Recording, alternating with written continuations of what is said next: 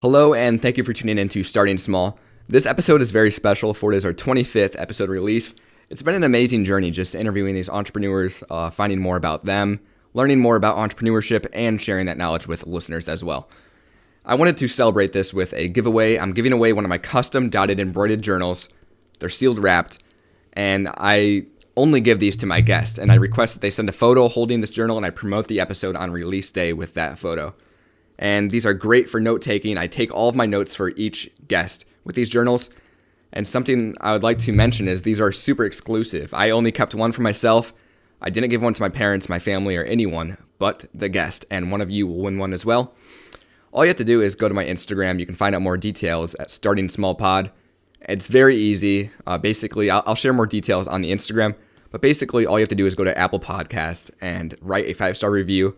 Something you like about the podcast, send me proof, and you're entered. It's super easy. It takes about 2 minutes, and that's it on that. Without further ado, I want to get into this episode, and this episode's sponsor is Manscaped. I'm holding the Lawnmower 3.0. This is the top razor on the men's market. This is waterproof, no nicks, no cuts, nothing. This is so smooth, the best razor you can get on the market. You can get one with code Starting Small. You get 20% off. So guys, you have to get this razor by Manscaped or any of their other products. You get 20% off with code Starting Small. Manscaped, thank you for being the sponsor of this episode. Lastly, I want to get into the episode and mention that this episode, the video that you're watching on YouTube, is raw and unedited. And if you want to listen to the professional recording, you can go to any streaming platform like Apple Podcasts or Spotify, and you can listen to it professionally on there. Now, in this episode, I had the honor to interview Joe Foster, the founder of Reebok. And what's special about Reebok is it branches off from Joe's grandfather's brand, J.W. Foster & Sons, in the 1850s, which he pioneered the first track bike, which has revolutionized running as we know it today. In this episode, we talk about Joe's upbringing along with J.W. Foster & Sons, and Joe's departure from leaving the family business to create Reebok as we know it today. Stay tuned for the end as we talk about Joe's new book, Shoemaker, where he shares more insights and stories from his journey with Reebok and J.W. Foster & Sons, and you can find out more about that book at jwfosterheritage.com. Enjoy the episode. Hello, and thank you for tuning in to Starting Small. Today, I'm joined by the legendary Joe Foster, the founder of Reebok. Joe, thank you so much for joining me today.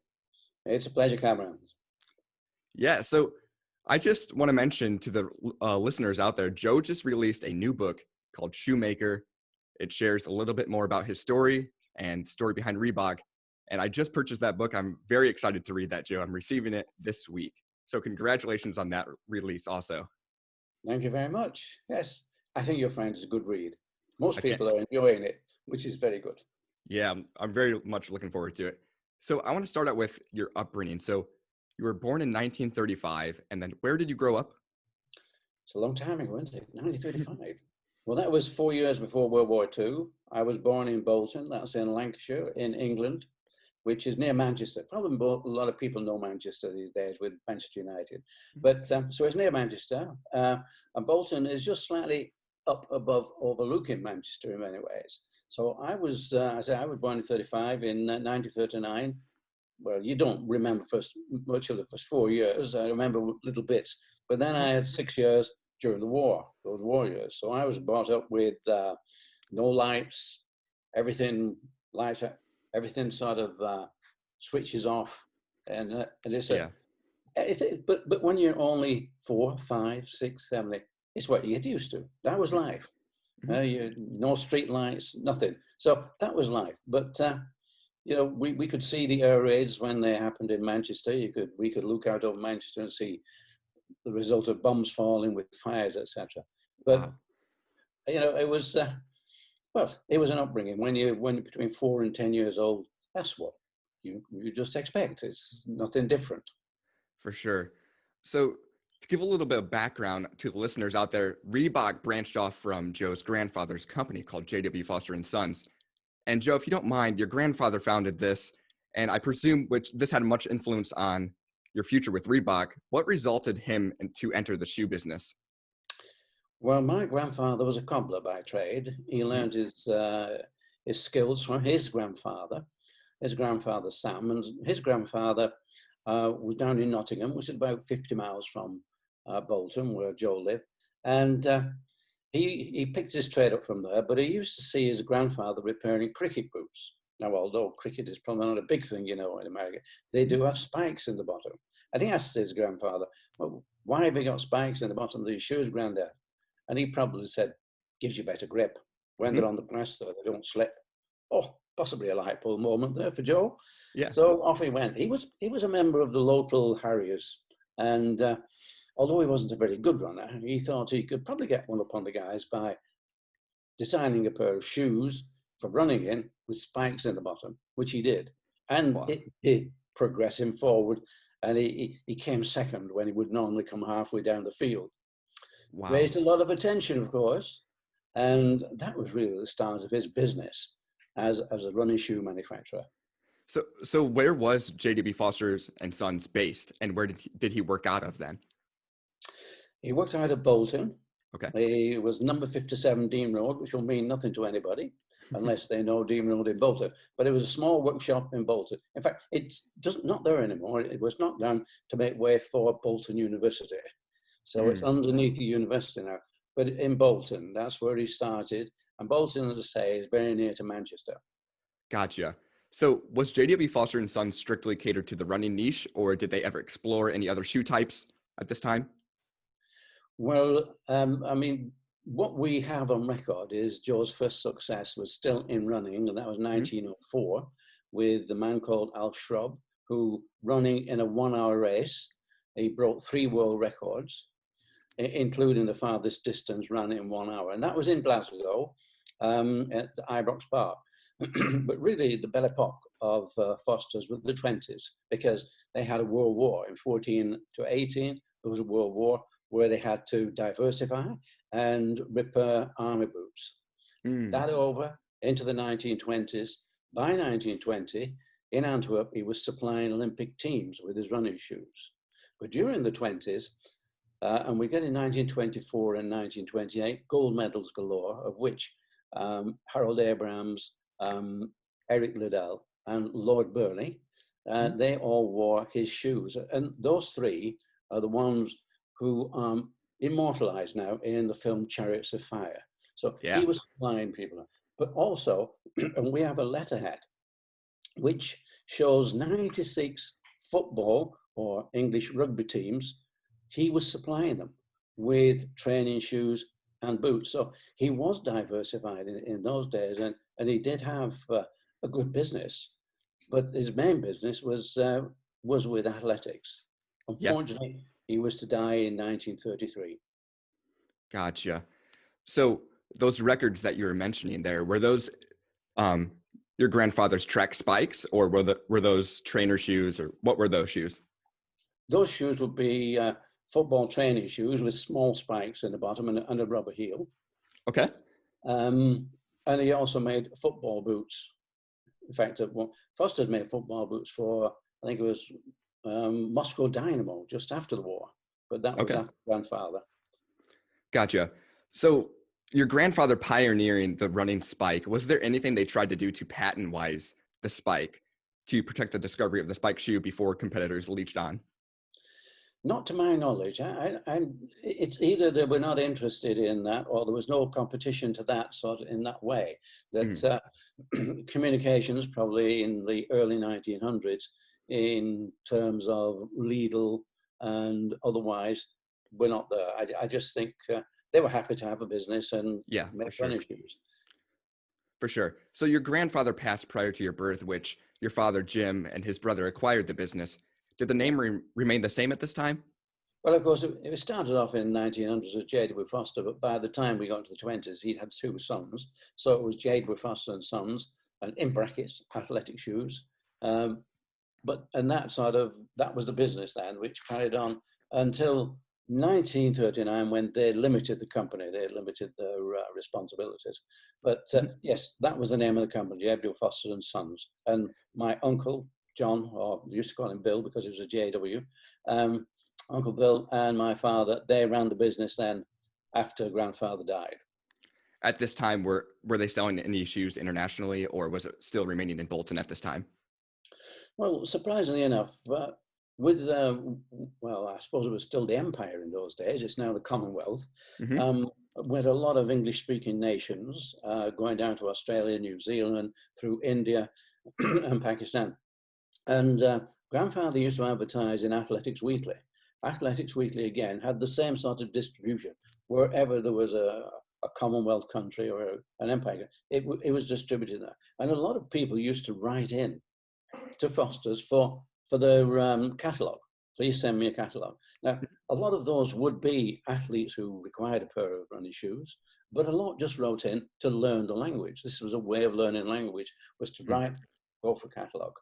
So, yes, we had a big distribution. And it wasn't until after my grandfather died in the early 1950s that Jedward Foster signed an agreement with Yale University. Well, I'll say it's Yale University. It was Bob, G and Jack, and Frank Ryan. They were head coaches at Yale. And so they were taking 200 pairs of Foster's hand-sewn shoes every month and distributing them. Probably not through the retail trade. I would suggest they distributed them through the University College network. And so a lot of shoes were going that way. But that was I'd say that was the limit to their experience with the international growth of a business. So that Yale deal right there, was that distributed amongst their track team, or what were those shoes for? They were all track spikes. Okay. Yeah. Gotcha. So you and your brother Jeff both began working for your father then. What age did you specifically enter the business? Well, my brother, he started when he was 15. I started when I was 17. My brother was part of the business in 1948, but it was 1952 before I came into the business. And by 1953, that was the age you had to do national service. As it so happened, we both went at the same time. Well, my brother's slightly after me, but in 1953, I had 2 years. We both had 2 years away from the family business doing our national service. Jeff did it in Germany, and he saw Adidas, Puma, and the rise of a different type of shoe. Wow. Okay. Gotcha. So what were both of your roles within the company during your younger years then? Well, when we started off working on the floor, just making shoes, of course. Yeah. And I'm coming back from national service, we were doing the same. But coming back from national service, it was what we saw was a company failing. We saw a company that was still in the 1930s, 40s, 50s, or early 50s, and here we are, late 50s, 55, and it wasn't going anywhere. Adidas was coming in, taking their business, and where we possibly could have been in the football or the soccer business, we didn't get there for some reason. They missed that area, but they had a good business with athletics. Being a smallish company, it didn't seem to matter. Problem is that uncle and father, they didn't seem to get on at all. And by the time we came back from national service, there was a full-blown feud going on between them. As you know, with Adidas, it's Adi Dassler and Rudy Dassler. They were the same. They just couldn't get on together. But Rudy had the good sense to leave the company and set up his own company called Puma. Gotcha. So during this time, did you ever get a chance to study at any university? I was at college before I started, and I was at engineering college, so I had a background of engineering. And when we came back out of the forces, we both did a night study for shoemaking because we only knew what we'd learned on the floor at the business. And we thought it was time not only to learn something more about how to make shoes, but get some contacts in the business, because those proved very, very important to us when we'd left the Foster family. Yeah, for sure. So what did those contacts look like? Were any contacts from rival companies or etc.? No, there was nobody rival. They were. We were actually, you could say we worked in the footwear business, but we sold our product in the sports business. So we weren't selling through shoe shops, we were selling through sports shops. So that was the difference. We had a foot in each sort of business, a foot in the footwear business, but it was very helpful to have a foot in the footwear business because we needed to manufacture, we needed machinery, we needed advice on leathers, on different elements that we couldn't get just at Foster's. So we did that prior to, in 1958, leaving, but we we didn't leave easily. It took us 3 years. We tried hard. We tried everything to tell father and uncle, you've got to change. You've got to make plans. You've got to start marketing this product. You've got to start even selling the product. They had no salesman. They just Mm. waited for the orders to come in through the door. And of course, that they were getting shorter, smaller and smaller, and the time gaps were getting shorter and shorter. So, but they didn't listen to us. And Jeff and I really, we had very little option because I said to my father, look, we need to do something here. And all he would say, look, when your Uncle Bill's gone and I've gone, it'll be yours. And of course, the response was, well, I'm sorry, Dad, we don't want you to die. We don't want you gone. Yeah. This business will be gone long before you have gone, the way it's going on. Mm.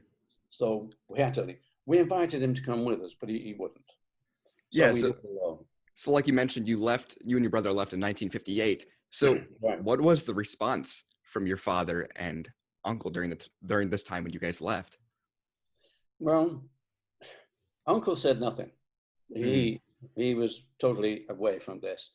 Father was quite upset. Yeah. In fact, he did when I approached him, he did pick up a letter opener, and he gave it to me and said, "Here, stamp me now," sort of thing.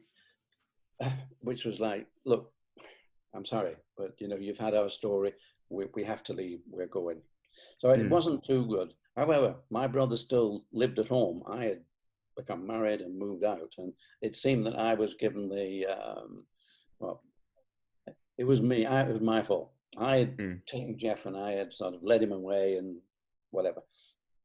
It took a few years to get over that, but it wasn't Yeah. too good. But we left. We went into this old, it was a brewing company, a beer brewing company in the middle of Bury. Okay. A bit of a ramshack building, but we left there to set up our company called Mercury Sports Footwear. Mm. So what was the Genesis logo for this Mercury Sports store at this time then? This was what led to Reebok. Well, for the shoe, we had a side stripe, which was two stripes and a T-bar. But Okay. we had the logo, which was the Mercury, the running man himself, the winged messenger, Mm. which was very nice. We liked that logo. It was a good logo, and that worked very well for us for 18 months, that is, until Okay. our accountants suggested that since we were doing quite nicely as a little business, we should register that name, Mercury. Mm. Fortunately, when we went to see a patent agent to do this, and he searched it and found out that Mercury was pre-registered in the footwear category. Okay. The company, when it registered, were not using it at the time, but they would sell it to us for £1,000, which in those days, like asking you $50,000 now. Oh yeah. Like, okay, yeah, back pocket. No, we didn't have that money. That was impossible.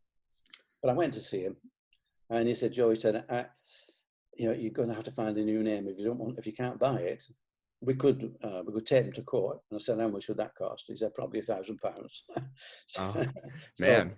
no difference either Yeah. way. No, he pointed through his window. It was a nice early summer's day, and he pointed through his window to a sign, Kodak. And I said, "Well, why Kodak?" He said, "It's a made-up name. It doesn't mean anything. It's not anybody else's. So Mhm. if you can bring me a made-up name, fantastic." However, we sat down for quite some time trying to find a new name. We had birds, animals, you name them all. But in 1943, during the war, I had won a race, and I won a dictionary, but it was a Okay. Webster's dictionary, which Mm. is an American dictionary, Yeah. which, I still wonder to this day how in 1943, during the war, I'm picking up a Webster's dictionary. And I know there were a lot of Americans that were over in the UK at that point, ready for D-Day and whatever it was, but how Yeah. a Webster's dictionary. And I've been thumbing through this. I like the letter R. I thought that's a good, strong first letter. Hmm. And I just flipped around, and then I came across Reebok, R-E-E-B-O-K, small South African gazelle. Well, Gazelle, yeah, sounded right, that, didn't it? In fact, I Yeah. think Gazelle may well have been one of the names that I presented him with, the patent agent with. But we looked at this and said, yeah, that's great. Now, had we had an Oxford English dictionary, it would have been RHEBOK, which Okay. would not quite have looked the same, you know, Yeah. a little bit off sort of thing. So I may well have passed that by. However, I put Reebok at the top of the list of these 10 or 12 names I took to the patent agent, and I said, look, we need this one.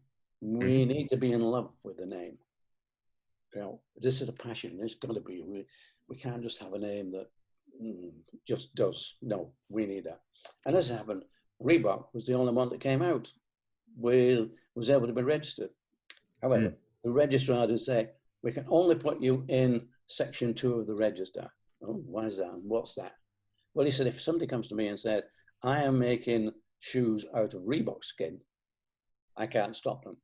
Oh, Oh, yeah. okay. So 20 years later, the registrar came again and said, okay, we've moved you now to part 1. Oh, why is that? He said, well, everybody now knows that Reebok is a shoe, not an animal. So that was 20 years later when they came back to you and mentioned that. Yes. Yeah. Wow. That's a wild. So at this time, gaining all that experience from J.W. Foster and Sons, how were the roles dispersed between you and your brother then? Were you guys making the shoes, marketing them, distributing, etc.? Right at the beginning, yes, so just the two of us and a couple of sort of family people who would help do a little bit, some sewing the uppers together and pieces like that. But mainly it was just Jeff and myself making the shoes, selling the shoes, advertising in Cycling magazine, which we started with cycling shoes, and Cycling magazine brought us some very nice results. But as we grew, as we've already said, we accuse Fosters of not having marketing, sales plans. I Yeah. slowly started to move towards that area. Did the Okay. marketing, did the selling, did as well as doing designing. And Jeff, he looked after the factory. He was happy doing that. He was happy just looking after the factory, making sure. He used to take the designs and produce those into shoes. So he did that work, not the design, the development work. He did the development work and looked after the factory. And I slowly backed away to start traveling. First of all, I would travel locally Okay. around the local area, which is when I would call in on retail sports stores and say, look, I'm Reebok. And more often than not, I would get the response, Reebok? Why do I need Reebok? I've got Yeah. Adidas, I've got Dunlop. Why do I need Reebok? And that was sort of, okay, so I've got to get somebody. I've got to get to the point where he needs me. Yeah, for sure. So yeah, so were you pitching internationally at this time? You're saying you're doing phone calls and they're questioning who Reebok was at this time. So were you pitching outside of the UK during this time? It was a bit like Foster's at this point, Okay. although I was definitely pitching inside the UK. The rest, because we started advertising Athletics Weekly, and the same thing Foster's did, a lot of people came from, many from Australia, New Zealand. We did get some from America. We got Bill Rogers, indeed, Okay. wearing our shoes, Yeah. and a few more. They were quite happy to import our shoes and try them. But mainly it was, first of all, starting locally. Hmm. Rugby, which you probably won't know of rugby. No, yeah, my high school actually had a rugby club.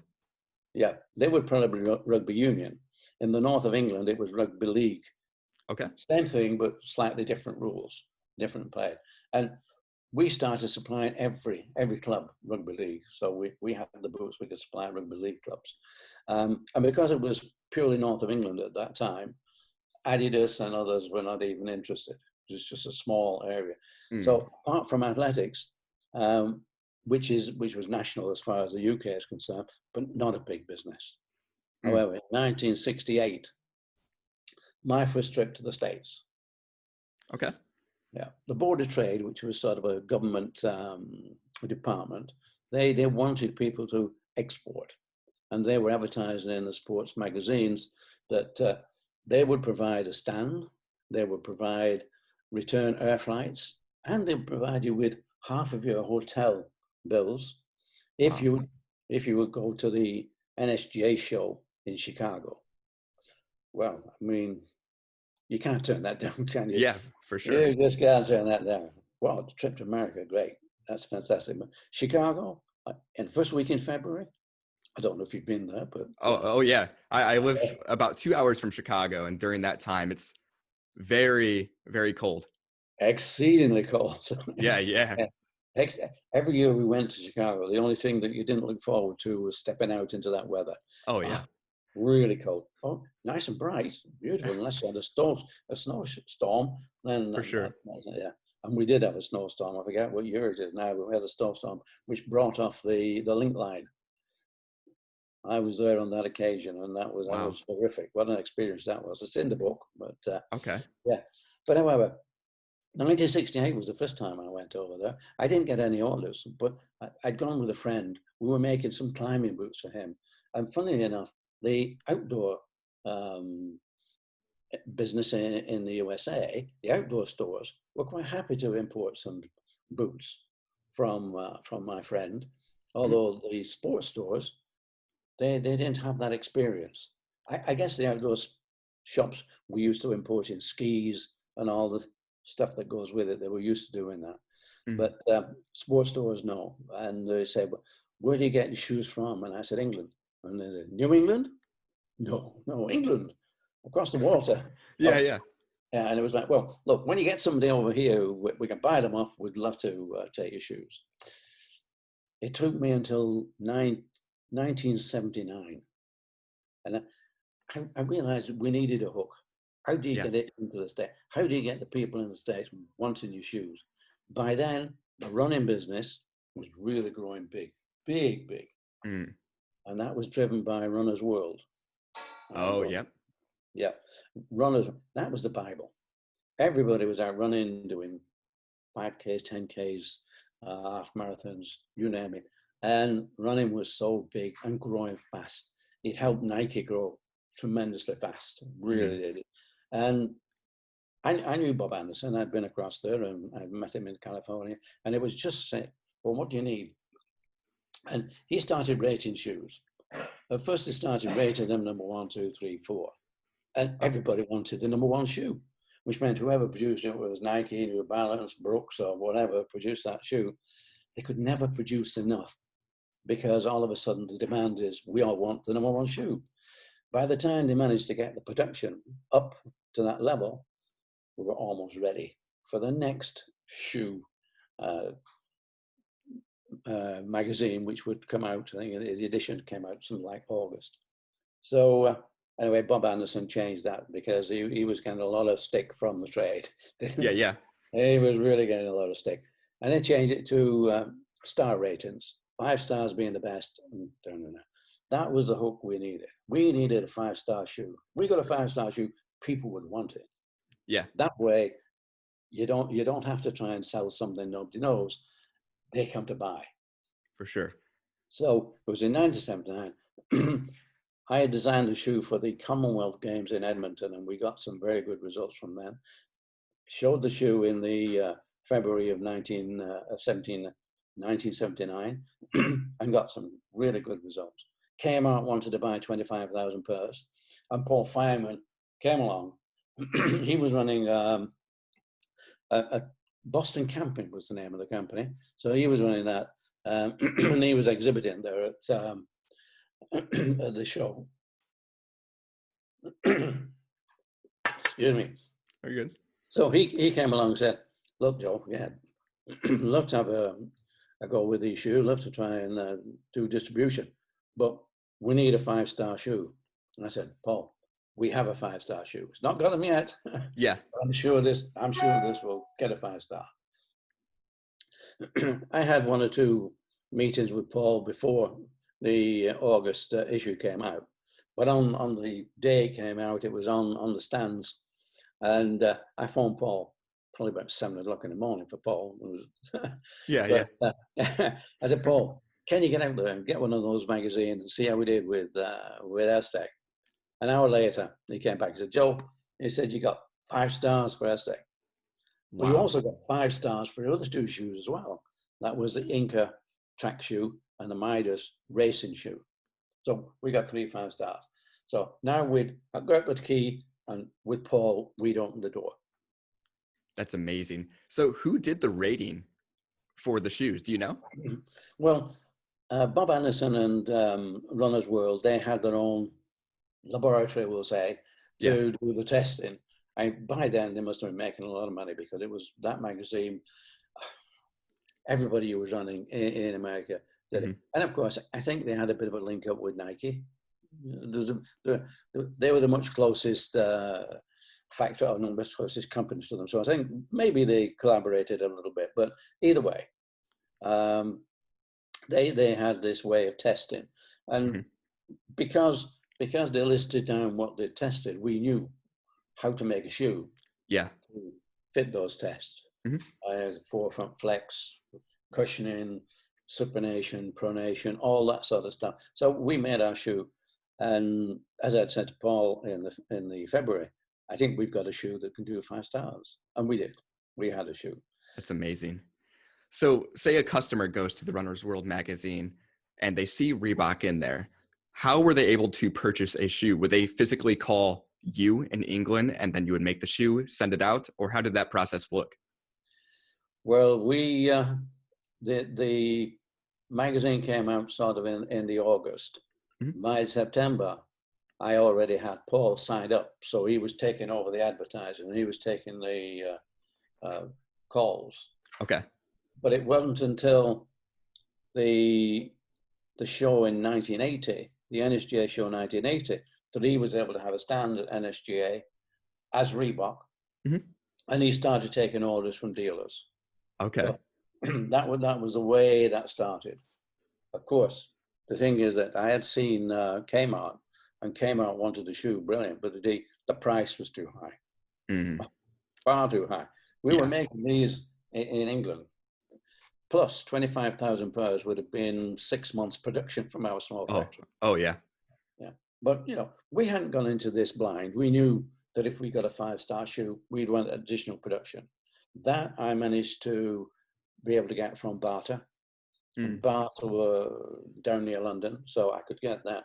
But I also know we had to get a better price, mainly because Nike and a few more were making it in the Far East by then. And I had arranged, in fact, in November, the end of October of 1979, I had a flight arranged to go out to Korea to see the factories. And that was quite interesting flight.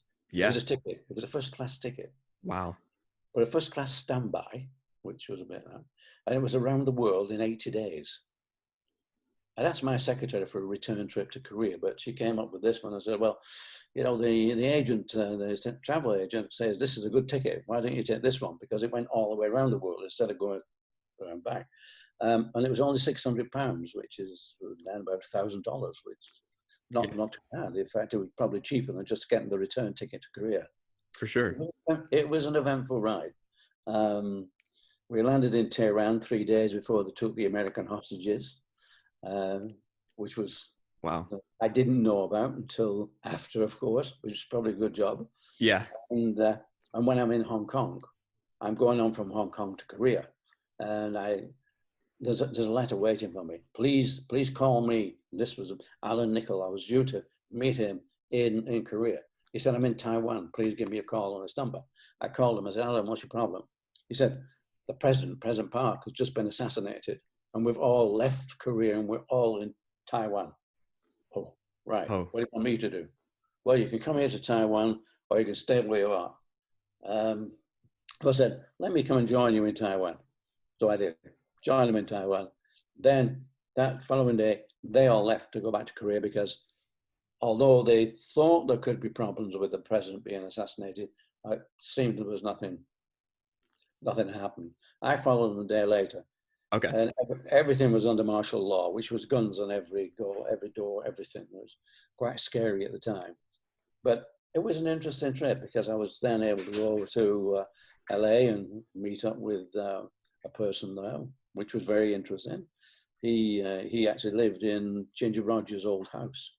And it was Mm. brilliant to go through Ginger Rogers' house Yeah. and also to go up to a studio, a dance studio, and just walk on that precious floor. Fantastic. Oh, yeah. Yeah, so power. And then I ended up back in Boston. By the time I went to Boston, Boston Camping no longer existed.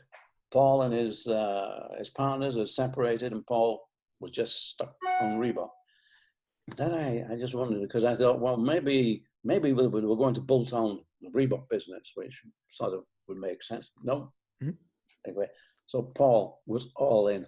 That was it, and he was told, which I guess is the reason why it was so successful, because Mm. my attempts had 6 more earlier attempts between 1968 and 1979. I had 6 earlier attempts which had failed because of lack of money, lack of connections, whatever it was, or maybe the other side of the business was doing better. But Mhm. this one, Paul was all in. So I'm unaware about during this time retail stores. What were some of the major retail empires during this time that maybe a shoe company would dream to get into? You mentioned Kmart. Were there any more? Well, for me, no. I mean, the stores, the running stores were starting to build, Hmm. and they were specialized stores. And yes, possibly going with one of the Foot Locker or something like that. Hmm. May have been, but you then stuck with one retail outlet, whereas we wanted to be distributed all over Yeah. rather than just with one retail outlet. And in those early days, it was tough. Okay, Paul got his shoes from Barter. 20,000 pairs was the first lot of shoes that sent over there. Hmm. Unfortunately, Barter didn't get the shoe right. Oh no. We were using EVA, which is a plastic, instead of a rubber sponge, this is a plastic blown sponge, which made the shoe very light. Hmm. Rubber was quite heavy by comparison to EVA. And Barter had their own rubber plant, and they were curing this EVA in their own plant. Unfortunately, it was new. Yeah. And some of it they got wrong. They didn't get the curing time right for some of this. Not all the shoes were falling apart or collapsing, but a good percentage. So to cut the story short, Paul ended up with 20,000 pairs he didn't pay for, which surprisingly enough helped him, because we're talking about how do you finance this? Yeah. And this is all right if you've got a credit line. And he would have had a credit line from Barter. And had Barter, one, made the shoes right, and two, got it at a better price, we would have stayed with Barter. But the Far East, that's where the price was. And they could make the shoes. I'd seen them on my trips over there. They could make the shoes. There was no question about that. But of course, they don't give you any credit. Mm. Yeah. You have to put a letter of credit up there. In other words, you or your bank has to be happy to pay, no matter what. Yeah. And that creates its own problem. You've then got to finance this growth. And Paul was running out of money. It's Ah. not that easy. So, and this is where Stephen Rubin came in. And Stephen Rubin, he's Pentland Industries, which is big. Well, he used to be called Mr. Sneaker because he had that many fingers in that many pies of. In fact, he nearly bought Adidas. He was at that point. But what Stephen had was a company in the Far East called ASCO. ASCO was Associated Shoe Company, and they were a sourcing agent. So Okay. they were in the Far East sourcing the product. So what he did is he gave Paul, for a piece of the action, of course, he gave Paul a credit line.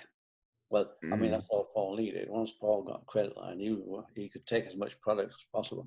And Yeah. that's how he managed to sort of satisfy the growth, which was fantastic to do that. Yeah. So he was satisfying what very nicely. Now we've got the financing, now we've got the product right, and the products are moved out to the Far East. So yeah, at this time, where were you guys doing production? Was it remaining in the UK primarily, or did you have any factories anywhere else? Well, no, what we had, of course, was the production now coming out of South Korea for Yeah. Yeah. running shoes. But in the UK, we were making the spikes, all the small technical stuff. We were still making those in the UK.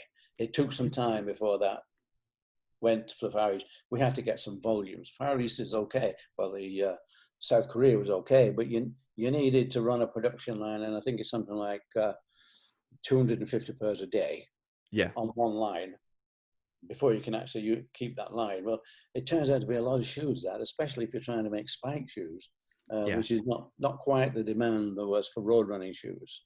So that stayed in the UK until it grew. When it did grow, it moved out.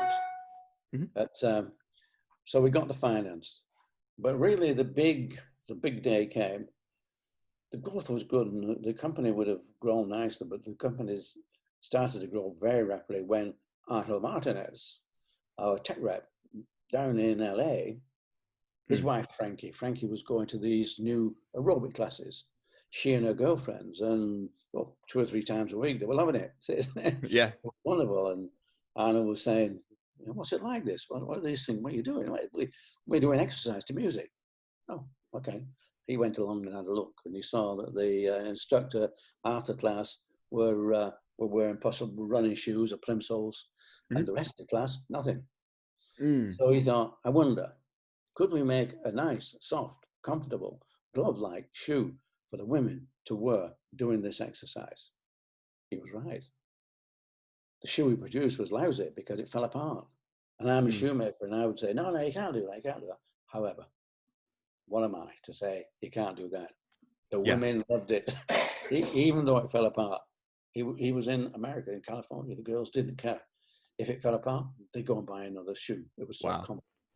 That's amazing. Yeah. Okay.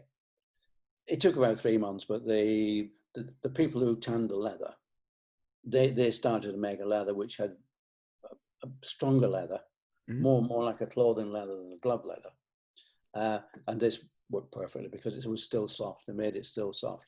So they got the right feel and the right product. And at that point, of course, he's down in California, he's down in Hollywood. That's Jane Fonda starts wearing the shoes to do her videos, and so it went on. And we got Sybil Shepherd. She picked up her Emmy in some orange high tops. And this sort of, not only did it become, well, Reebok became a woman's company. Yeah. Adidas, Nike, they were male, they were sweaty. Yeah. Oh, it was women. And this was a shoe and a company making shoes specifically for women. And that was something that was original. Yeah. So original, it just blew the company up. I think we went from something like 9 million, 30 million, $90 million, 300 million, 900 million, and onwards in successive years. Wow. The growth was colossal. And I guess your next problem is, how do you manage to get the product to satisfy that demand? Yeah. Unfortunately, both Adidas and Nike in particular, have just hit a wall. Every company gets somewhere and then plateaus or dips a bit. And at that time, this is Nike's dip. And just so happened that Reebok, again, luck, factories there that Nike were having to cancel, Reebok could go in and take up the production, satisfy both Reebok and it satisfied the factories.